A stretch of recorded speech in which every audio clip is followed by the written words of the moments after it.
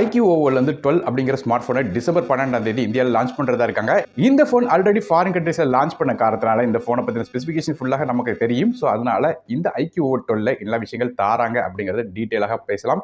மேலும் என்ன பிரைசிங்கும் வரும் அப்படிங்கறதையும் வந்து நம்ம பார்க்கலாம்.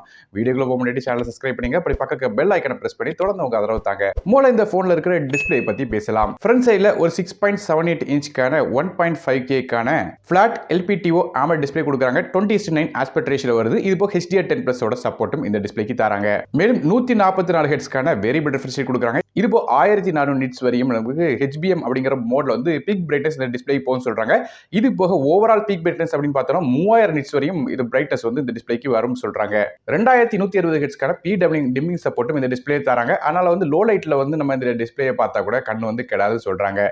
இது போக in display finger print scanner இந்த போன்ல இருக்கு. போனோட பில்டப் பொறுத்து நமக்கு வந்து பேக் சைடுல கிளாஸ் பாடி தராங்க. அடுத்தபடியா பெர்ஃபார்மன்ஸ் பத்தி பேசலாம்.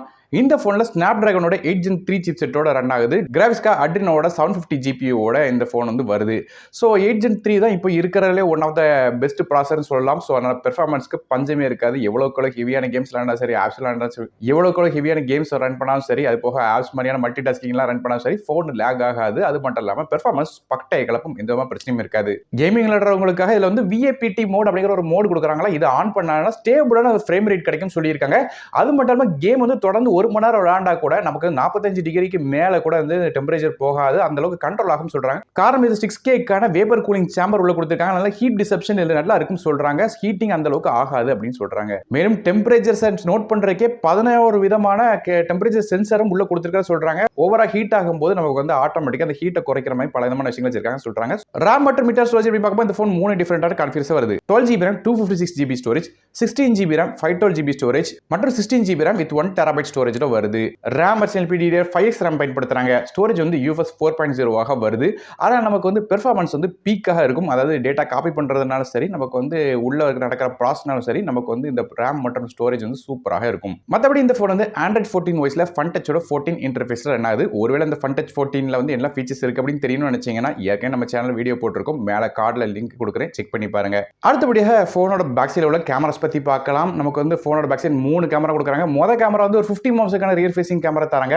இது ஆம்னிவிஷனோட OV50H அப்படிங்கிற சென்சார் f1.68 ஆப்பர்ஸ்ல வருது. ஆப்டிகல் இமேஜ் ஸ்டெபிலைசேஷன் சப்போர்ட்டும் இந்த கேமராவோட வருது. மேலும் இந்த கேமராவால போட்டோஸ் எடுக்கும்போது நமக்கு வந்து நைட் டைம்ல இந்த வானத்தை பார்த்து போட்டோ எடுத்தோம்னா ஸ்டார்ஸ்லாம் வந்து சூப்பராக எடுக்க முடியும் சொல்றாங்க. அதுக்காக ஸ்கை மோட் ஒன்று கொடுக்கறதா சொல்றாங்க. அது மட்டும் இல்லாமல் நமக்கு வந்து நைட் டைம்ல எடுக்கிற போட்டோஸ்லாம் வந்து எக்ஸ்ட்ரீம் கிளாரிட்டியா இருக்கும் அப்படின்னு சொல்றாங்க. ரொம்ப நாய்ஸ் கம்மியாக தான் இருக்கும் அப்படிங்கிற மாதிரி மென்ஷன் பண்ணியிருக்காங்க. இது போக ரெண்டாவது கேமரா பார்த்துட்டீங்கன்னா நமக்கு வந்து ஒரு 50 மெகாபிக்சலுக்கான அல்ட்ரா வைட் சென்சார் கொடுக்குறாங்க. இந்த அல்ட்ரா வைட் சென்சாரால வழக்கமாக கேப்சர் பண்றதோட ரொம்ப வைடாக கேப்சர் பண்ண முடியும். அது 150 டிகிரிஸ் வரையும் அல்ட்ரா வைட் சென்சார் எடுக்க முடியும் சொல்றாங்க. சோ நல்ல ஒரு ஃபீல்ட் ஆஃப் வியூ வந்து நமக்கு இதுல கிடைக்கும். இந்த கேமரா சாம்சங்கோட J1 சென்சாராக வருது. f2.0 அபர்ச்சர்ல தராங்க.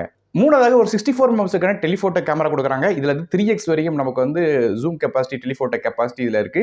இது f2.57 அபர்ச்சர்ல வருது. ஆப்டிகல் இமேஜ் ஸ்டெபிலைசேஷன் சப்போர்ட் இந்த கேமராலையும் கொடுக்குறாங்க. இந்த டெலிஃபோட்டோ கேமரா வந்து ஆம்னிவிஷனோட OV64B அப்படிங்கிற சென்சராக வருது. மேலும் 100x வரையும் டிஜிட்டல் ஜூமும் இந்த கேமராவால பண்ண முடியும் சொல்றாங்க. இது போக விவோவோட V3 அப்படிங்கிற இமேஜிங் சிப்பும் உள்ள கொடுக்குறாங்க. அதனால போட்டோஸ்ல எடுக்கிற கிளாரிட்டி எல்லாம் சூப்பராக இருக்கும் சொல்றாங்க. நார்மல் ப்ராசஸை கம்பேர் பண்ணி பார்க்கும்போது இந்த சிப் மூலமாக ப்ராசஸ் பண்ற போட்டோஸ் மற்றும் இமேஜஸ் வந்து சூப்பராக இருக்கும் சொல்றாங்க. மத்தபடி செல்ஃபிக்காக ஃப்ரண்ட் சைடுல ஒரு 16 மெகாபிக்சலுக்கான ஃப்ரண்ட் ஃபேசிங் கேமரா தராங்க. இது f2.45 ஆப்பர்ஸ்ல வருது. இந்த போனுக்கு 3.5 ஆடியோ சப்போர்ட் கிடையாது. அதே போல USB Type-C ஆடியோ தான் தராங்க. இது போல ஸ்டீரியோ ஸ்பீக்கர்ஸ், ஹைஃபை ஆடியோ மாதிரியான விஷயங்கள் இந்த போனோட கொடுக்குறாங்க. மத்தபடியா IP68 ரேட்டிங் இந்த போன்ல கொடுக்கல. iQOO 12 Proல வந்து நமக்கு IP68 ரேட்டிங் கொடுத்திருக்காங்க. ஆனா இதுல வந்து லைட்டாக ஸ்பிளாஷ் ரெசிஸ்டன்ஸ் இருக்கும்னு சொல்லி எதிர்பார்க்கலாம். நெட்வொர்க்ஸ் அப்படின்னு பார்க்கும்போது இந்த போனுக்கு வந்து 5G SNSA support, Dual 4G VoLTE, Wi-Fi 7, Bluetooth 5.4, மேலும் மல்டிபிள் பேண்ட் GPS, அது போல NFC மாதிரியான சப்போர்ட்லாம் இந்த போனோட தராங்க. அடுத்தபடியா பேட்டரிஸ் பத்தி பேசலாம். இந்த போன்ல ஒரு 5000 mAh பேட்டரி தராங்க. இதை சார்ஜ் பண்றதுக்கு 120 வாட்க்கான ஃபாஸ்ட் சார்ஜிங் சப்போர்ட் இருக்கு சொல்றாங்க. இது போக வயர்லெஸ்ஸாவும் சார்ஜ் பண்ண முடியும். 50 வாட்ல ஃபாஸ்ட் சார்ஜிங் சப்போர்ட் இருக்குன்னு சொல்லியிருக்காங்க. இது போக மற்ற டிவைசஸை இந்த போன் கூட கனெக்ட் பண்ணீங்கன்னா ரிவர்ஸ் சார்ஜிங்கும் இருக்கு. அதாவது இந்த போன் மூலமா மற்ற டிவைஸ் சார்ஜ் பண்ண முடியும் 10 வாட்ல. கடைசியாக இந்த iQOO 12ஓட பிரைசிங், அதாவது லான்ச்சிங் பிரைஸ் அப்படின்னு சொல்லி பார்த்தோம்னா இந்திய மதிப்பில் கன்வெர்ட் பண்ணி பார்த்தோம்னா சைனாவில் பிரைஸ் வச்சு பார்க்கும்போது கிட்டத்தட்ட 45,000 ரூபாய் பிரைசிங் கிட்ட வருது. எப்படி பார்த்தாலும் இந்தியாவில் வந்து வரும்போது ஒரு 55,000 ரூபாய் மேலே தான் வரும் சொல்லி எதிர்பார்க்கலாம். எப்படி பார்த்தாலும் டாக்ஸ் மாதிரியான விஷயங்கள் அதிகமாக இருக்கிற காரணத்தில் கண்டிப்பாக வந்து பிரைசிங் கொஞ்சம் கூட தான் இருக்கும். ஸோ லான்ச்சுக்கு அப்புறம் இந்த iQOO 12 வந்து என்ன பிரைசிங் தராங்க அப்படிங்கிறத வந்து கீழே கமெண்ட் செக்ஷனில் மென்ஷன் பண்ணி செக் பண்ணி பாருங்க.